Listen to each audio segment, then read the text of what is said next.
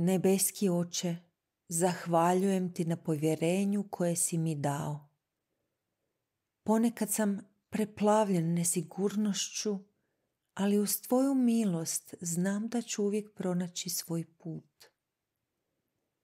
Molim te, nauči me kako iskoristiti pouzdanje koje mi daješ.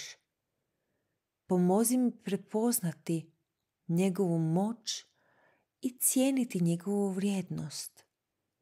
Molim te, podsjeti me da čak i kad se osjećam nesigurno, to ne znači da ti ne vjeruješ u mene. Bez obzira na sve, ti si tu za mene svaki korak puta. Usmjeri moje korake dok se trudim stvoriti pozitivnu sliku o sebi.